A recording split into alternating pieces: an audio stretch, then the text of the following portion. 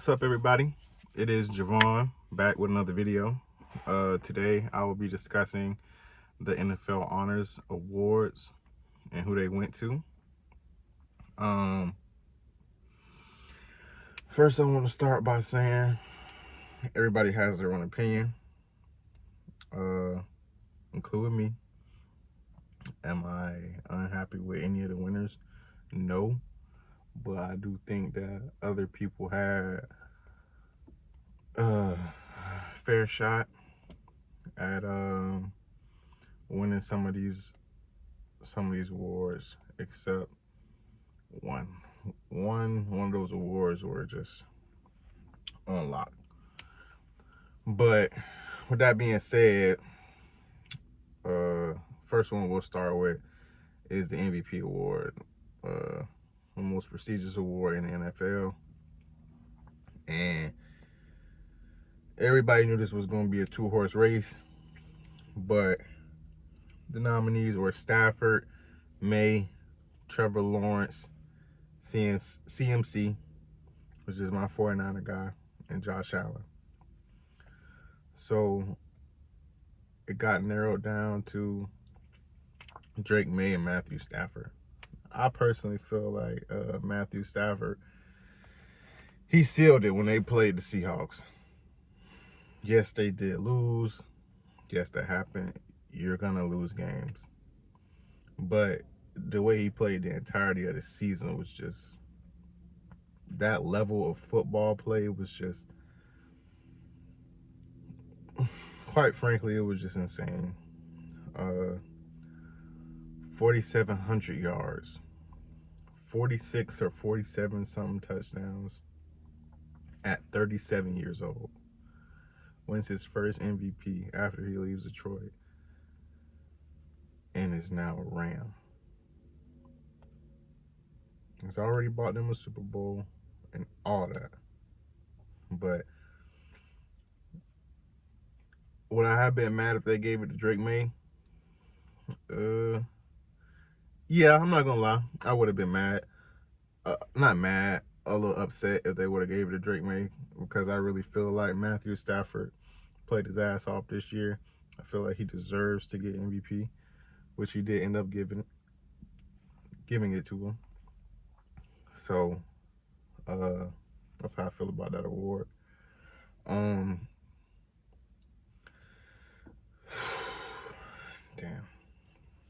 This next one's kind of tough.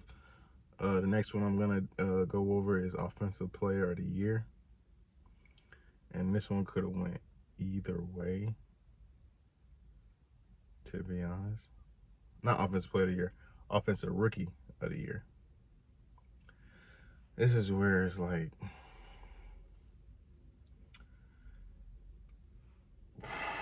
okay. So the nominees for that were Ted McMillan, you got Emeka Ibuka, Jackson Dart, and Travion Henderson, and Tyler Show. When you start to dissect these and really look into it and see who did what and all that, the most glaring exception is that Ted McMillan and Travion Henderson, those are the only two that played the full season. Jackson Dart came in, I believe, week 5 or week 6. Similar to Tyler Show. I'm sorry if I'm mispronouncing your name, bro. But and Emeka Ibuka, he also balled out when they were missing Mike Evans, Bucky Irving, and a couple key pieces on their team. So when it comes down to it, I believe that it would have been between Ted McMillan and Tyler Shough to get it. A lot of people wrote him off, said he was butt, said he was trash, but he ignored all the haters and he played great complimentary football. And a lot of people were just mad at that. But at the end of the day, he went out there, he balled out. Unfortunately, he didn't get the award. Ted McMillan ended up with the award, and he rightfully deserves it. Played the whole season. Uh, I believe he got to 1,000 yards as a rookie, which is crazy.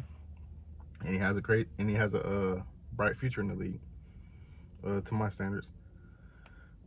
Uh, the next category I'll be talking about is Offensive Player of the Year, which is what I just tripped over about this last topic we were just talking about. So the nominees were Jackson Smith and Jigba, Drake May, Christian McCaffrey, Puka Nacua, and B. John Robinson. Um, I can see why JSN won the award. He's been playing out of his mind. Every Seahawks game you cut on, highlight tape from Jackson Smith, Ohio State receiver. Uh, very hard to guard, very hard to scheme if you're a defensive coordinator. He gives you nightmares. Like, damn, how are we gonna guard this? Same could be said about Puka Nacua. I feel like he had a great year as well. That one, I feel like they gave that to him because he made the Super Bowl, which can't be mad at. He's in the big game. At the end of the day, that's what you go to. That's what you play for. That's what you try to get to at the end of the day. So, congratulations to Jackson Smith and Jigba. What Christian McCaffrey did for our team, and when I say our, I mean my team. I don't know how many of you out there like the 49ers, but he was our glue. He was our rock. When we lost Kittle, when we lost Brock, when we lost Pearsall, no Brandon Ayuk the whole season. Fred went down. Nick went down. People counted us out. Didn't even expect us to be in the playoffs, and we went 12-5. So that just speaks a lot to him, his character, his work ethic, the way he takes care of his body. So the only other person I would expect to get the award was Puka Nacua. What he is to that Rams offense. Matthew Stafford's number 1, and don't forget you have number 17 on the other side of the field, Devontae Adams. Route technician, DB's worst nightmare.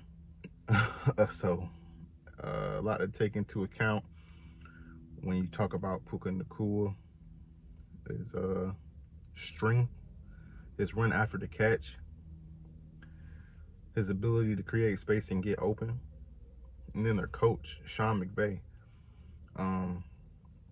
who's a great offensive mind, and just enough can't be said, But that's how I feel about that particular category. And the next category I would like to discuss is the comeback player of the year. Now, the nominees for this award, this was very tricky as well, because every person that was a nominee deserved to win this award. This is the only one. This and probably Coach of the Year. It's probably the only one I can say that everyone deserved to win the award. So,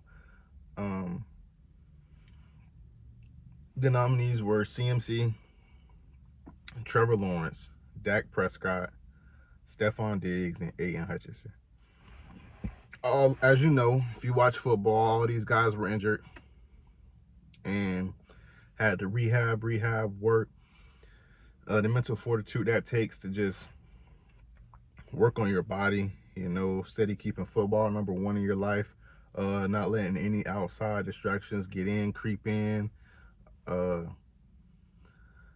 That's a testament to who you are deep down inside, and also trying to prove yourself on the inside, right, that you were made to do this. That one little setback cannot hold you back from what you set out to accomplish in the first place.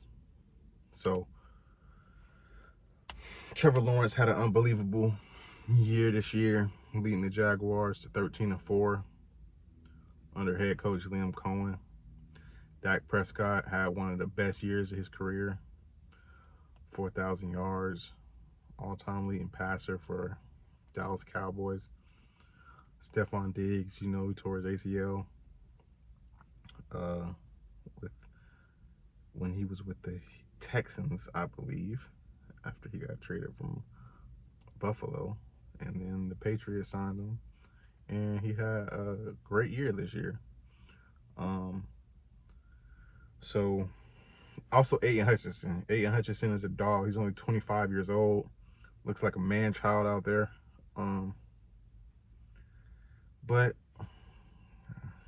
everyone on this list for the nominees to Comeback Player of the Year have amazing stories and were very deserving of the award. Next category is Coach of the Year. So this is the other one I was talking about that can be kind of like very, very tricky. The nominees for Coach of the Year were Mike Vrabel, Liam Cohen for the Jacksonville Jaguars and the New England Patriots, Ben Johnson for the Chicago Bears, Kyle Shanahan for my 49ers, and Mike McDonald for the Seattle Seahawks. So the award ended up going to Coach Vrabel, what he was able to do with that Patriots franchise after they had recently just went 4-13 and got them to 13-4 and got them to clinch the number 2 seed in the AFC. A lot of people like to talk about their path, but at the end of the day, how they got there, how they got to the Super Bowl or whatever, they didn't play anybody. Everybody in the NFL is somebody. Making it to the NFL is very, very hard. Okay? At the end of the day, you got to put in the work. You got to go out there and play. You can't control who you go out there and play against. So, at the end of the day, it just sounds like a whole lot of excuses. Liam Cohen, what he did with the Jaguars this year, changed the culture. Jaguars players getting Trevor Lawrence grills and everything. The camaraderie is coming together. So, Ben Johnson, can't say enough about him. He unlocked Caleb Williams. So, we all seen what he's capable of doing. All those late fourth quarter comebacks. When you look up at the end of the scoreboard, at the end of the game, it's all that matters is who won the game. Don't matter what the score looked like during the game. Are you going to win or are you going to lose? So, Kyle Shanahan, what he was able to do with our team, with all our injured players out, and get the most out of our guys, him and God damn, his name's slipping my mind. Jesus Christ. Our defensive coordinator, shit. Fuck. Just got the job at Tennessee.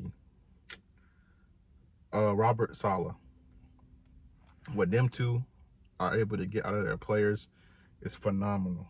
Bringing guys up from the practice squad, doing this, doing that, making sure every practice is the best practice that you can have. Execution, a little bit of trickery in there.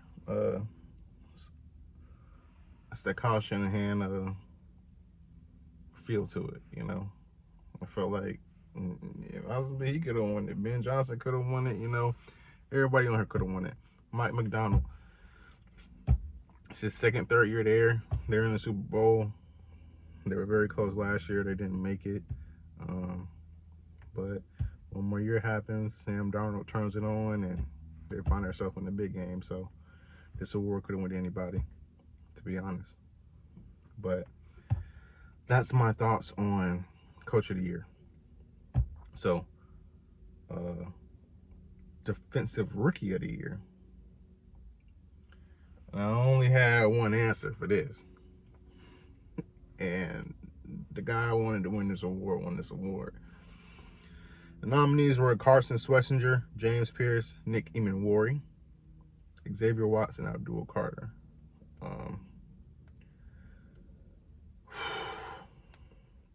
Can't say enough about Carson Schlesinger. Went to UCLA.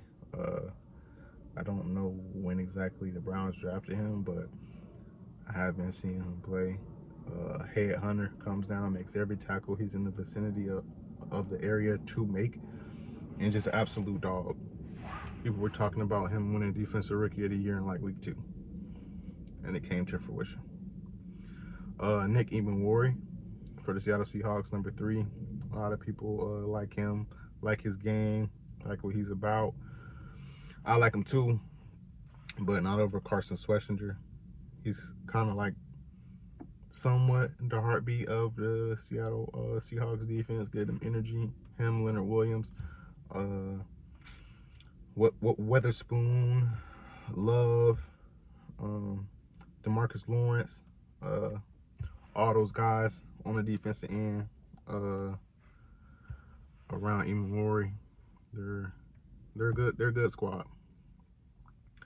J.e.v.o.h.n, he played really good. I don't know how many interceptions he had, but I know that Falcons defense turned it on this year. I know that he had a great individual season this year as well, but it didn't win in my fruition that he was gonna win this award. No malice or no hate towards him or anything like that, but great player, really great player. I've watched him, but hopefully he can come back and get DPOY next year or a few years down the road, because he has real potential.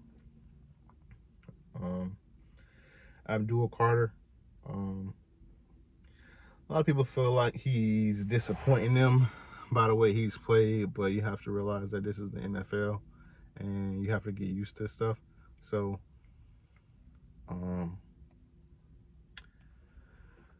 everything takes time, especially the comfort level, the speed of the game,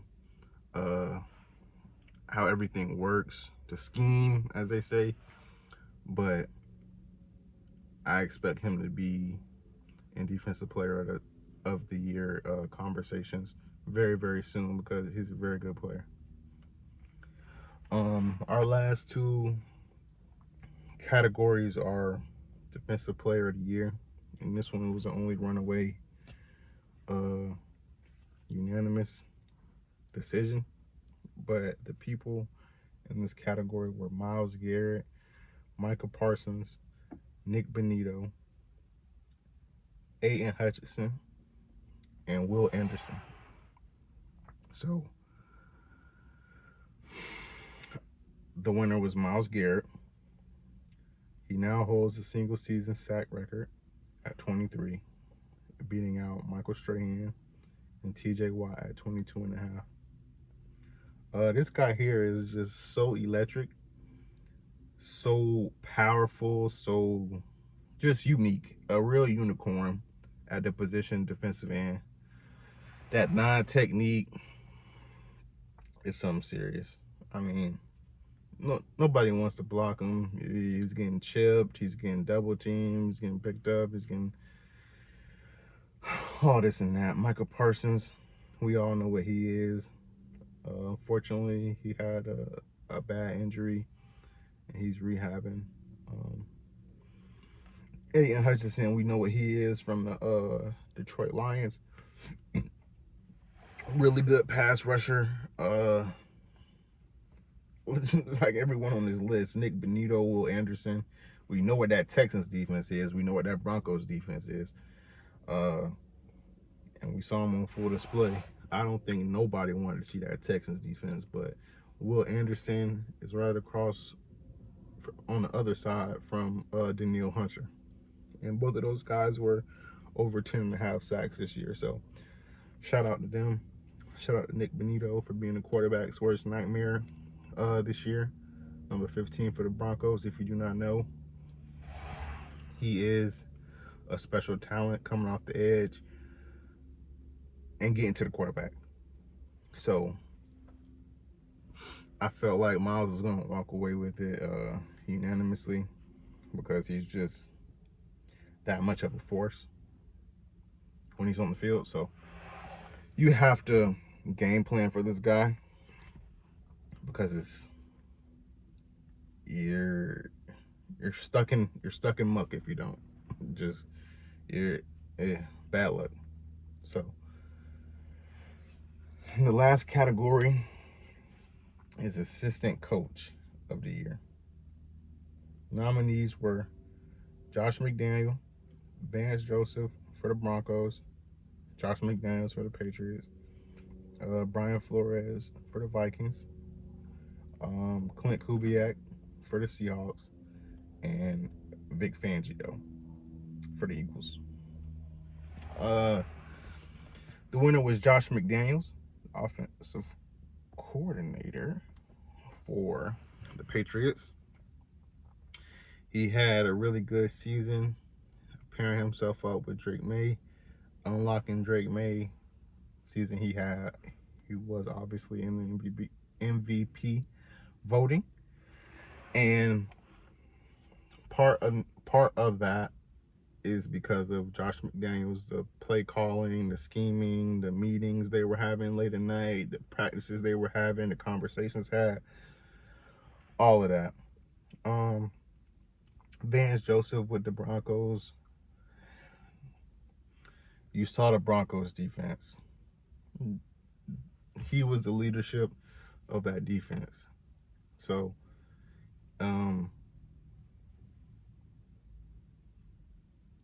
you see how the defense was ran under him. They were a very, very good defense, and they didn't. I'm not gonna say they didn't really give up much, but they were a force to be reckoned with. Nothing easy at all. Brian Flores, defensive coordinator for the Vikings. Thought it was cool they put a black guy in there finally, But good coach. But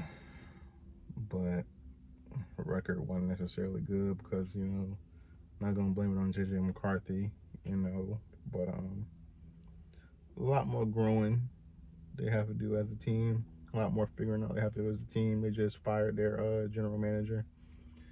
I'm not gonna try to pronounce his name because I don't know how to. Okay.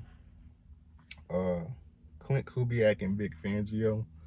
I honestly think Clint Kubiak and Josh McDaniels were like neck and neck for this award.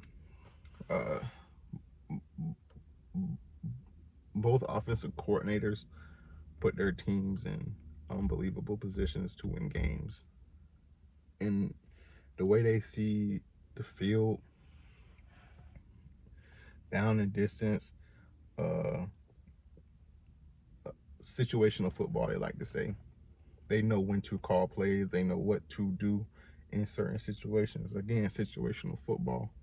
These two were the best at it. But at the end of the day, Josh McDaniels, he ran away with it. He took it home.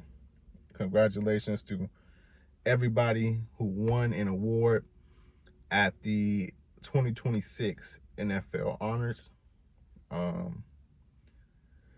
And the Man of the Year award, I believe, went to Bobby Wagner. We all know who Bobby Wagner is. If you don't, former Seahawk, Mr. Thumper, come downhill, smack you. He played for the Washington Commanders. Look him up if you don't know who he is. He won the Man of the Year award. Congratulations to you, sir.